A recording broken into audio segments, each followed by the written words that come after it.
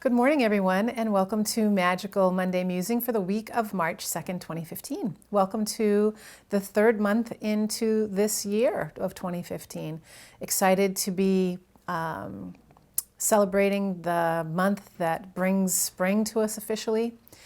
As we are still snuggled into our snowy nests here in New England, we are still bearing the brunt of lots and lots of snow, but we do have the promise of something new, green shoots eventually coming through the surface of all that white, and hearing more birds in the morning, seeing longer days of sunshine. So lots of wonderful harbingers to look forward to in the coming weeks. And with the cards that I've chosen for us this week, we're doing some foundational work. So we'll get to those in just a minute, but just wanted to say, as always, thank you to each and every one that reached out this past week, last week of February, to talk about things that had happened in your day or your week around the aces that we were working with.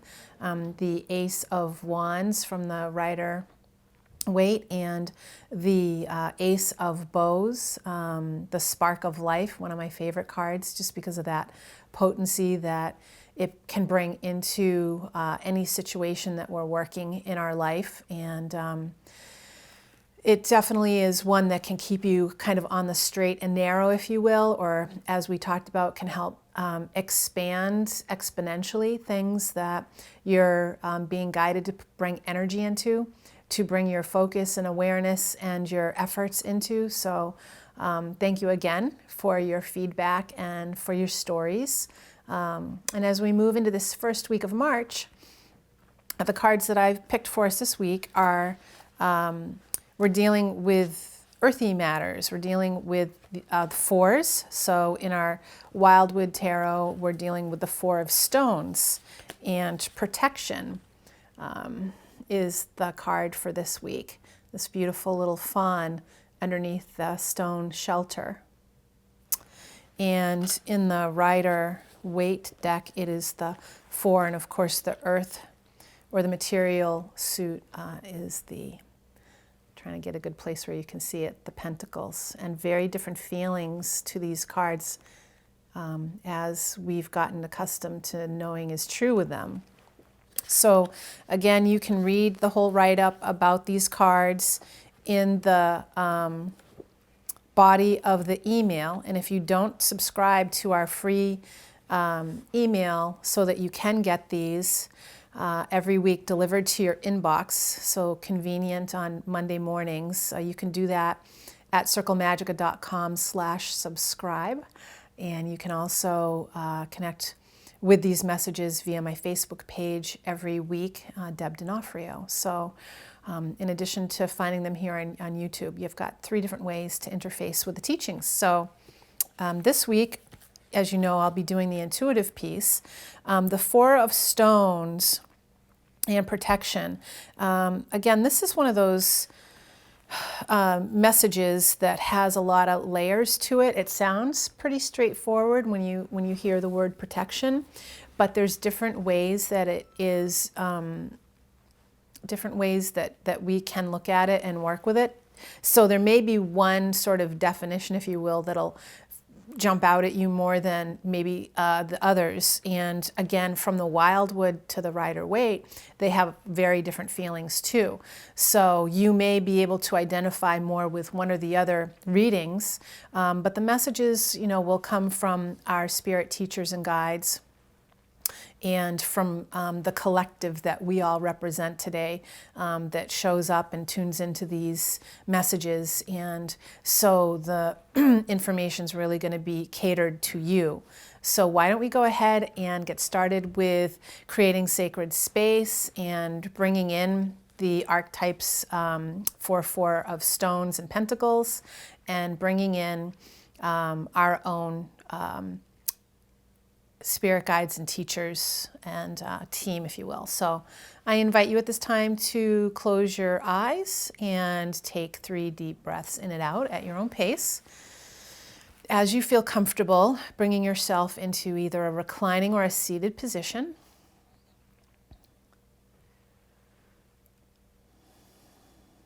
Just allowing the breath to deepen you into a place of ease and well-being,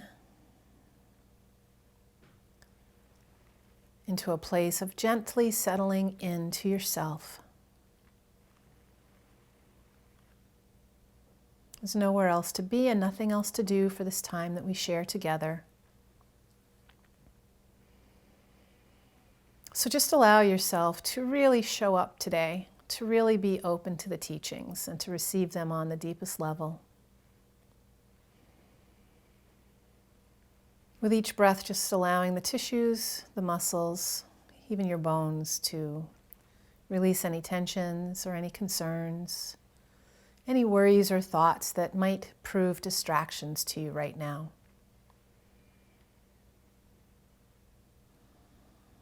Just enjoying the pleasure of creating time for your spiritual practice this morning. And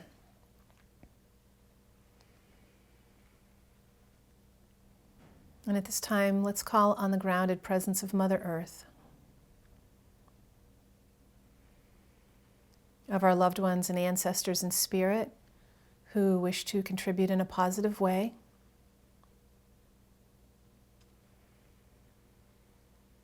Calling on the lower, middle, and upper worlds.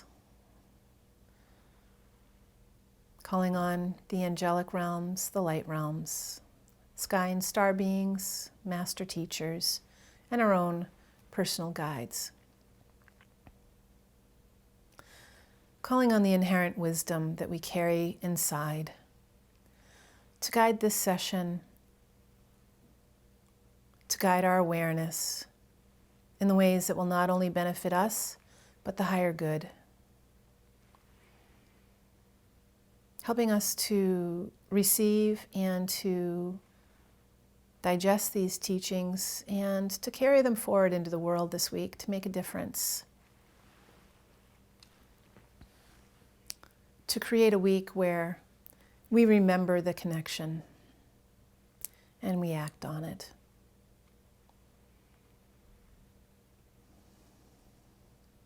Releasing all distractions, anything that might take us away from this experience now.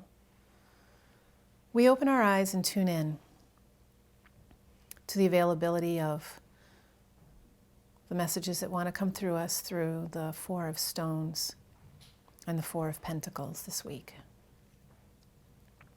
So now as we work together on the messages of the whole collective that assembles with us, one of the first things I want to speak to is the number 4, and it being, to me, it can represent a number of stability or creating foundation. When you think of 4s, you think of that balance. You can think of like 4 legs on a chair or a table, for example.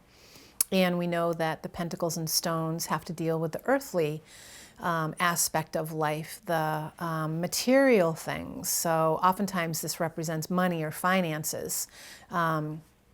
And it represents our relationship to money, to finances, to material things, to what's happening material in our lives. And with the change of seasons coming up and the earthly world changing, this is kind of an interesting card to pull for this week, because certainly our engagement with the natural world or with the earthly, material, mundane aspects of our lives are going to shift, even from everything to thinking about the things that we need to do with the change of season. Like a lot of us here in New England are going to have to be aware of, as temperatures warm, what's going to be happening with all this snow, for example.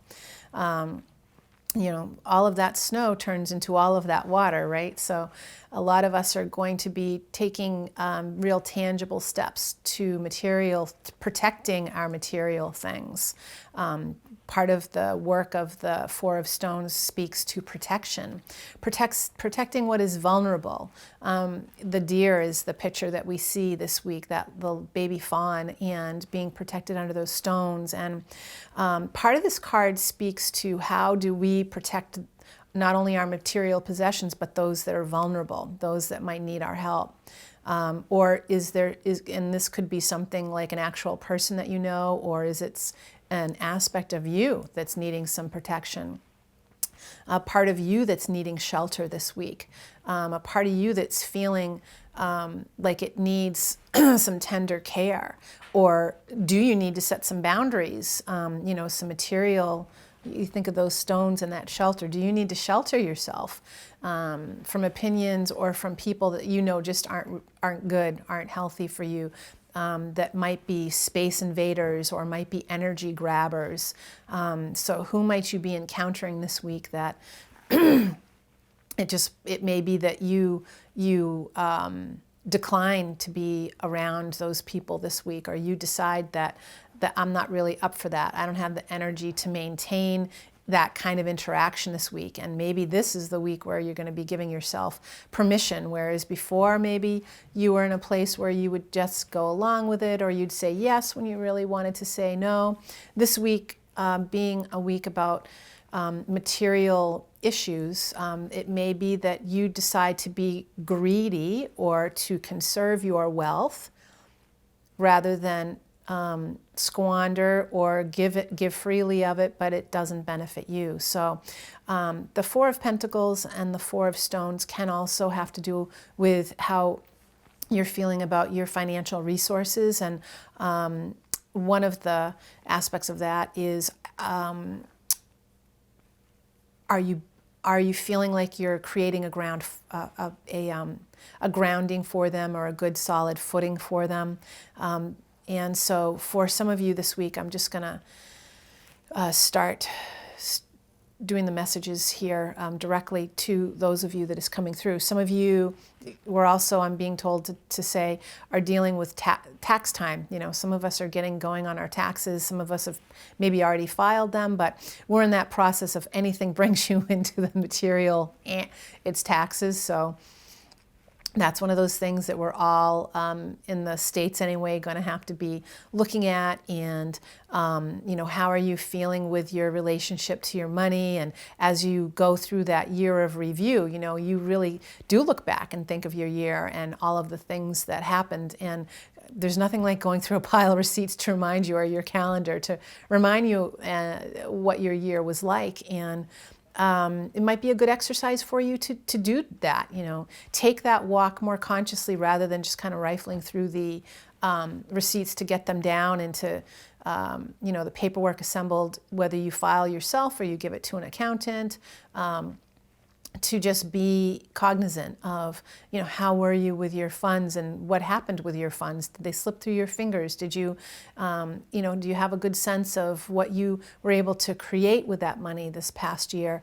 And how did it serve you? How is your relationship with your money?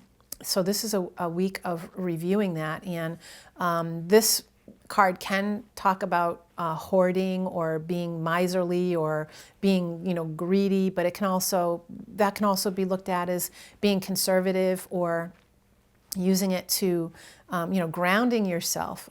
It can also, as we look at both sides of the coin, it can have to do with where you're too concerned with money or where the focus is just money, and feeling maybe a disconnect between the spiritual aspect of how money is, what money is, and getting too hyper-focused on what, either how you make it or what you do with it or how you're going to keep it.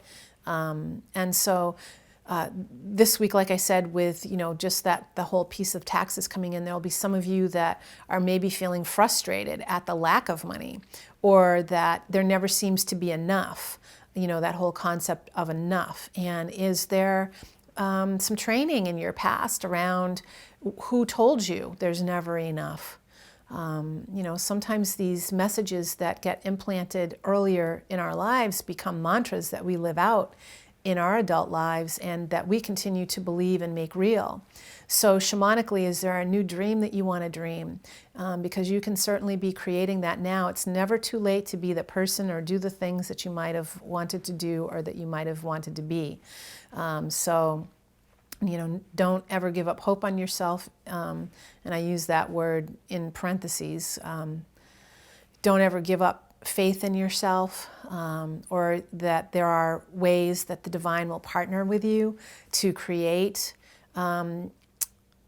the type of relationship with flow, with some people think of money as a form of energy, a currency even, or a current that can create, be a tool to help you have happen in your life what you want materially. So maybe this week is a week where you start to redefine your relationship a little bit with money and really give yourself some time to journal about how money has been for you, how are you happy with that? Are there some improvements that could be made? Are there things that you would do differently? Are there behaviors that you'd like to just throw right out the window, or are there ones that are working really well and that you've got a great system going and it's just all systems go and keep chugging along, So the whole emphasis of our work this week is around money and our relationship with money, how we're viewing what we use it for, how we perceive it's working or not working in our lives. And so for some of us, this is a sticky subject. This is a uncomfortable subject. It's one that maybe we don't talk about. Maybe it's one that for some of us, and I feel so now I'm just going to start talking a little more directly to you. There are some of you who are not happy with where you are financially. And there are some of you that are despairing that this is ever going to change. It feels like a rut, like it just doesn't seem to be shaking loose for you. And that you wonder if there's ever going to be an end to this, or a shift, or a way that this can be less stressful, And that's where we can bring in the divine for people who are feeling that way, and remind ourselves that the divine can show us possibilities that we in our sort of mental constructs, we can't come up with these things. We need to open ourselves to being in partnership with that which will show us things that we couldn't have imagined, or that could be greater than we would have even wanted. So maybe today is a call out to those of you that feel that way to hit that reset button and or even just the pause. Take some time to write about and reflect what you like about your relationship with money, what you don't like about with your relationship with money, and literally just pray and meditate about it this week. Let that be something where you can learn something new, where you can get guided to new resources, where you might take a step out in courage and bravery to get some help, to talk to some people who you admire how they work with their money, and see if maybe you can get some mentoring. If there are ways that you would like to be but don't know how to get there, ask Spirit to show you. Maybe you go to the library and go up and down some aisles and just get guided to some reading resources, or some audio tapes, or something to inspire you and to kind of get you reactivated in a positive way. And it certainly may be time to do a burning ritual, writing down and burning. Burning it up, releasing and making room for some new ways to be with your relationship and money. And it's important to acknowledge too that some of you are in partnership, and if maybe your partner has a really different way of working with money than you do, and maybe you've each had your own styles, and maybe there's some new partnering that's going to go on with that, or maybe one or the other of you has sort of been in charge of the household finances, and maybe it's time to switch that up or renegotiate some things and how you work with the flow in the household.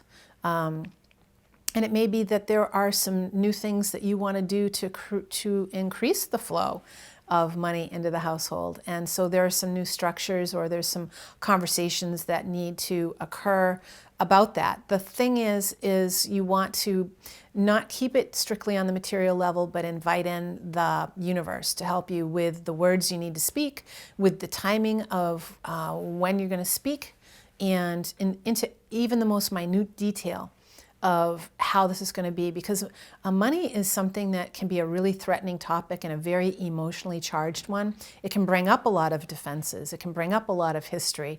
It can bring up a lot of feelings of insecurity, not good enough, futility, you name it, you know.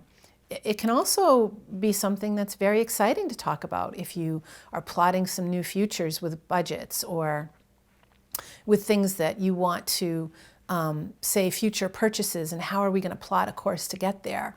You know, maybe it's a new home, or maybe it is a new piece of equipment that you want for your business, or it could be anything, you know, think about it. It could be a trip you've really wanted to go on. It could be taking a new course for a certification. It could be traveling to go see a friend you haven't seen in a long time. So just upping your consciousness about money, how you usually work with it, and does that work for you, or do you need to create some reinventions along with it? So 4 is foundational, and we're dealing with the material suit of the stones and the pentacles this week. So you may get some of you are going to get some maybe unexpected surprises around